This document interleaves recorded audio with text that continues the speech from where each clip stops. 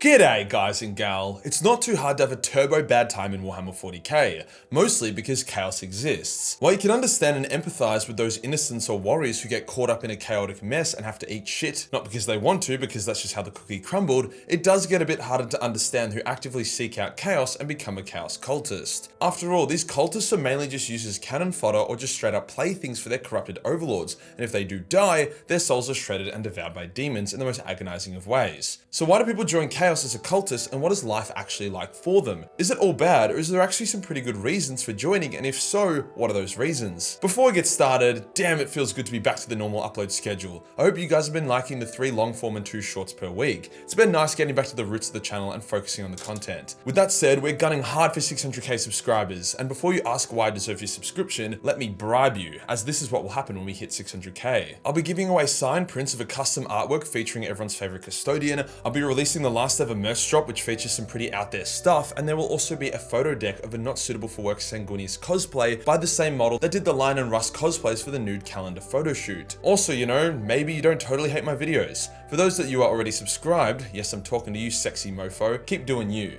Today we'll go over the life of a Chaos Cultist, detailing how one gets in such a situation, what the appeal is, and if it actually can end well or not, as well as looking at their day to day. Let's get into it. I'm a bit of a slut for analogies and metaphors, so I'm going to try and combine 2 different ones to see how this goes. Chaos cultists are like onions. However, no 2 chaos onion are the same. Some cultists live in imperial society, completely undetected while maintaining their sanity, at least enough sanity to not look feral on the day to day. They have layers to them, by day a politician, by night a coked up fuckfiend. For other onions, the layers were more simple. By day a coked up fuckfiend, by night a turbo coked up fuckfiend. Also, you know, cultists smell bad and they make you cry. Some cultists are able to maintain an extreme amount of self-control, making them wildly dangerous as they're able to infiltrate the upper echelons of imperial society and cause some serious damage. Maybe that onion metaphor didn't hit as hard as I was hoping, but I think you get the idea. There is a lot of diversity when it comes to selling your soul to the forces of hell. But how does one become a cultist to begin with? Well, there are many ways. The most common would be to be on a world that gets captured by the forces of chaos, notably the word bearers. Even just being on a corrupted world or within the presence of chaos-infused beings or items will immediately begin wearing down your willpower. Your thoughts will become dark and your temptations impure. Khorne just simply pumps the air full of angry gas until you give into your rage. Slaanesh seduces you with hallucinations and feelings of euphoria and ecstasy. Nurgle will infect you and tell you that the only way for the agony of your infection to end is to worship him, at which point the infection will continue but you won't feel it anymore. And Titsnitch, who will just cook your brain and turn you into a tentacle hentai monster for a laugh. No matter how it happens, there is only so long you can spend on a chaos world until you are either dead or you become a cultist. However, these cultists are bottom tier. They did not seek out chaos or get headhunted by chaos. They were basically forced into it. So it's these cultists that go feral, are used for sacrifices, or as a frontline cannon fodder meat shield. There's a scene where some sisters of battle are interrogating a cultist and she isn't telling them shit, but then a custodian guard arrives and he is literally radiating with the power of the Emperor. The cultists are so ashamed of themselves and instantly regret turning to chaos. They tell the custodian what he wants to know even as demons are shouting in her ear to shut the fuck up. The custodian then breaks her neck as an act of mercy, however her soul then gets shredded by chaos, even worse than usual due to her betraying them. But yeah, these base level cultists are the ones that make being a cultist look like a shit time. However, that doesn't represent all cultists. There are those that seek out chaos to use for their own ends. There was an agent of chaos called Zygmunt Molich. He was extremely intelligent and resourceful with subtle psychic abilities, like the ability to instantly understand a language just by being exposed to it. He wished to use chaos as a tool to give him the power he needed to achieve his own goals. To appease the gods, he would go around committing sacrifices and atrocities in their name, doing them in extremely autistic ways. For example, 8 stab wounds to 8 victims at 8 PM followed by 8 jerks of the cock and 8 shits to honor the 8-pointed star, that kind of stuff. His true goal was to ascend to godhood via using a Nouncia, but that was thwarted due to the efforts of a wildly powerful demon. Molich got to stay in his lane. In the Eisenhorn Trilogy, the main bad guys are the Glor family, who poisoned as innocent noble people after they helped out and execute one of their own family as a heretic. This was simply to protect the rest who continued to be cultists in their own secret ways. This family spent decades as well-respected people, never showing outward signs of corruption and insanity beyond the obvious levels required to praise chaos. Once again, their goal was to obtain godhood via a different method. The common theme between these types of cultists is that they seek out the chaos Kool-Aid but only dip their foot in.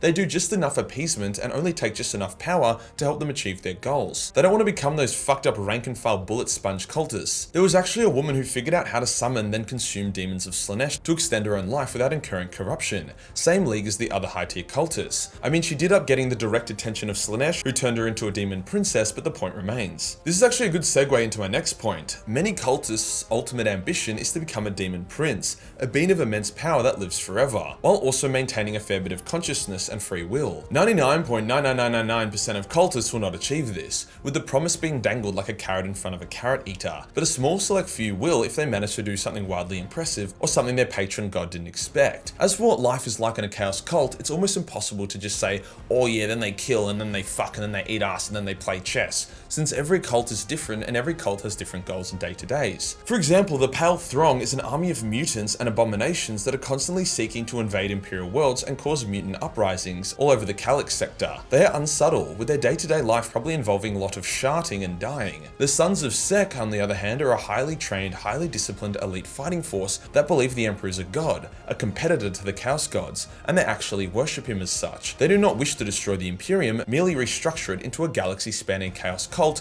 which would allow its people to properly worship the God Emperor as the chaos god he truly was. Their day-to-day would be quite philosophical, mixed in with a lot of training and planning. Then there's the Cognitae, basically the chaos version of the Inquisition, a secret order of hyper-elite chaos agents who use their vast resources and skills to further their own secret agenda. We actually see the day-to-day of the Cognitae, and it's not obviously heretical or corrupted. They even tell their new recruits that they are actually a training facility for inquisitorial agents. The Cognitae was recently hijacked and taken over by the King in Yellow, who used them until he no longer had any need of them before then purging them. Oh Valdor, you cheeky monkey you. So as you can see, the day-to-day ranges from doing homework and pretending to be an inquisitor to literally eating your own shit. Some cults want to destroy the Imperium and everything it stands for, others want to leverage chaos for their own ends, and others just think the Imperium needs an attitude change. Chaos cults have pretty much always existed. The Cognitae was giving the Emperor headaches even before the Great Crusade, with the Emperor having to siege the Tower of Babylon in order to crush them. Entire worlds have been worshipping the Chaos Gods for thousands of years, such as Cultists, the homeworld of the Wordbearers, or Sorosh, a world that the Lion purged early on in the Crusade who were trying to summon a mega demon. I'm just trying to make a point that chaos isn't always this fucking fiesta of nonsense and feralness. There are chaos cult worlds full of ordered societies that have functioned and survived for thousands of years. Yes, I admit that these worlds are generally either chaos undivided or Titsnitchian worlds, since Khorne, Nurgle, and Slaanesh all suck at keeping things going smoothly, but the point remains. I want to make a few separate points, or fun facts, about Chaos Cultists before I let you move on with your life. Firstly, you gotta remember that as a reader of Warhammer 40k lore, we are like gods. We know people's motives and perspectives. Most cultists don't realize they're selling their souls to hell, or that the gentleman's club that they are joining is actually a secret chaos cult. Corruption is like a snowball rolling down a hill. By the time a cultist realizes what they have done, they usually have a spiked dildo 2 feet up their ass while eating their own shit. However, an actually pretty elite benefit to being a chaos cultist that doesn't get talked about enough is the fact that most cultists are actually immortal. Their warped flesh ceases to age in most situations, so you could argue that all they gotta do to avoid getting soul raped is to make sure they don't die. Easier said than done, but at least you can actually finesse the whole soul destruction if you're crafty enough. As for a bit of a fun question now, what happens if a genestealer cult meets a chaos cult? Which cult is stronger or has more influence? Let's say a genestealer cult gets corrupted by chaos, or a chaos cult gets infected by genestealers. Well, it depends. If a chaos cult is on a world and then gets infected by genestealers, their loyalty will shift to the hive mind, but they will be a bit confused and some weird shit can happen. They will probably see the chaos gods as some kind of mix between the hive mind and chaos. Kind of like how the Imperials that get infected still worship the God Emperor, but as a multi-armed being instead of a skelly battery. However, if a genestealer cult is turbo blasted by the warp, like that cult that once accidentally ended up near Nurgle's garden, Nurgle can overwrite their loyalty to the hive mind and use them exclusively as his servants while they maintain their genestealer mutations. However, as a genestealer infection dramatically changes you on a microscopic level, it is generally the more influential of the two cults. So overall, is joining a chaos cult really a bad idea? Yes, it's a fucking terrible idea, you filthy heretic. 99.99% of the time you'll get raped to death, either by a forked tongue of a Slaaneshi slut, or by the explosive ammo of a bolter, to then instantly get soul raped into oblivion by the very monsters you serve. For the 0.01% of you that avoid this fate, you will still get hunted for your entire life. Zygmunt Molich, the greatest cultist of the Cognitae, died like a bitch to the Inquisition, and yes, he then had his soul obliterated by demons. If you enjoyed the video and you want to support the channel, then subscribe. Let's get to 600k, boys and girl. I promise I'll stop simping for it when we do. Join the Discord for more memes, and I'll see you in the next one. Peace.